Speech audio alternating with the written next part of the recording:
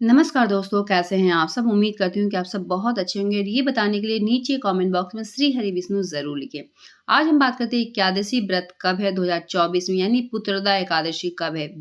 20 तारीख को या फिर 21 जनवरी को। बाल आपको किस दिन धोना चाहिए? क्योंकि ये जो व्रत होता है पुत्रदा एकादशी, जो कि संतान के लिए किया जाता है, तो अगर आप पहली बार कर रहे हैं तो आपको करना चाहिए या फिर नहीं। हर एक चीज़ के बारे में आज के वीडियो में जानेंगे, तो वीडियो बहुत ही हेल्पफुल, अच्छे से देखें। कोई भी सवाल होगा तो नीचे कमेंट बॉक्स में ज़रूर बताएं।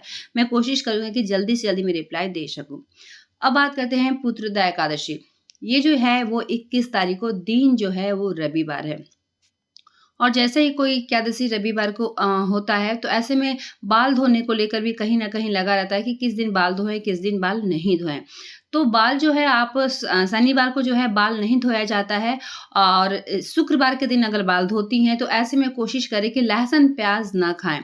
क्योंकि शुक्रवार हो जाता है, फिर शनिवार हो जाता है और रविवार को आपको व्रत रखना है एकादशी का, और द्वादशी में आपको पारण करना है। तो 10वीं तिथि में अगर आपको ऐसा होता है कि आप बाल धोती हैं, तो ठंड बहुत ज़्यादा है, और इस चीज़ को लेकर मैं बिल्कुल भी बोलूँगी कि आप उस दिन बाल ना धोएँ, आप बाल शुक्रवार को ही धो लें। लेकिन लहसुन प्याज़ अगर आप खाती हैं तो थोड़ा-सा गंगा जल का छिड़काव आप शनिवार के दिन कर लें। तो बाल जो है वो शुक्रवार को धोएँ, लेकिन शनिवार को जो कि ठंड बहुत ज़्यादा बढ़ गया है और इतना ज़्यादा है कि तबीयत भी आपकी ख़राब हो सकती है, तो इन सब बातों को ध्यान रखते हुए बाल किस दिन धोना है, तो आपको शुक्रवार को धोना है, ठीक है? व्रत जो है वो आपको एकादशी में रखना है, यानी 10वीं तिथि जो है वो शनिवार के दिन 20 तारीख है, तो इन सब बातों को ध्यान रखें। ये जो व्रत होता है वो पुत्र के लिए होता है। अगर किसी भी कारणवश अगर पुत्र नहीं हो पा रहा, तो ऐसे में ये व्रत जो है बहुत ही महत्वपूर्ण है, बहुत ही कहा जाए कि सर्वश्रेष्ठ है। ये शुक्ल पक्ष में पड़ रहा, तो इस व्रत को बिल्कुल करें, और इस व्रत को करने से कहीं न कहीं संतान के सुख आपको ज़रूर से ज़रूर मिलेगा। और इसके बारे में एक बात मैं बता दूँ कि अगर आप 10वीं तिथि को जैसे कि जो भी नियम है वो ज़रूर करें, और एकादशी व्रत करें और द्वादशी में इसका पारण है। तो ये 3 दिवसीय जो व्रत होता है, ये बहुत ही एकादशी का कहा जाए कि मान्यता है, और एकादशी जो व्रत होता है सर्वश्रेष्ठ माना जाता है।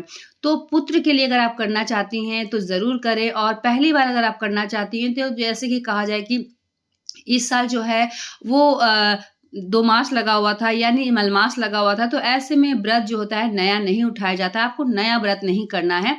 अगर आपको करना है तो एक तो उत्पन्ना एकादशी में उठा सकती थी, अगर आपने उठाया भी होगा तो ये कर सकती हैं, या फिर देवउठनी एकादशी के समय भी व्रत उठाया जाता है, तो ये 2 समय व्रत आप उठा सकती हैं। उसके बाद आपको होली के बाद जो आता है उस समय आप जो एकादशी का व्रत करना चाहती हैं तो बिल्कुल उठाएँ। लेकिन बीच में इस तरीके से व्रत आपको नहीं उठाना है, ठीक है? ये भी क्लियर हो गया। अब बात करते हैं कि अगर आपको क्या 24वाँ एकादशी करना ज़रूरी होता है, या फिर कोई 12 एकादशी करते हैं, कोई 6।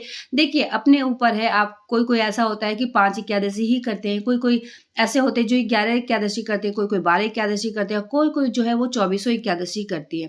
तो ये अपने ऊपर है, लेकिन अगर आप चाहती हैं कि सिर्फ़ पुत्रदा एकादशी करें, तो ये भी सही है। कोई-कोई ऐसा है जो सिर्फ़ उत्पन्ना एकादशी करते हैं, या फिर कोई देवउठनी एकादशी करते हैं, तो ये अपने ऊपर है, इसमें किसी भी तरह का कोई भी दोष नहीं है।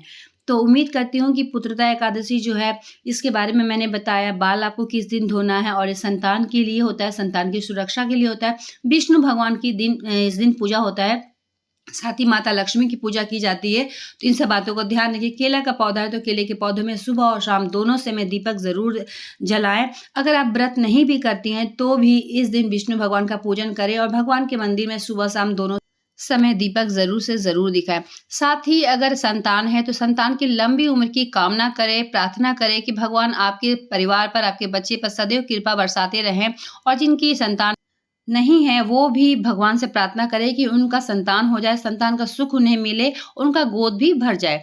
तो इस तरीके से आप पुत्रदा एकादशी जो है वो रविवार के दिन करें। 3 दिवसीय ये जो व्रत होता है, एकादशी व्रत अपने आप में सर्वश्रेष्ठ होता है। 10वीं एकादशी और द्वादशी में इसका पारण होता है। तो उम्मीद करती हूँ कि इस वीडियो से कहीं न कहीं आपको हेल्प ज़रूर मिलेगा।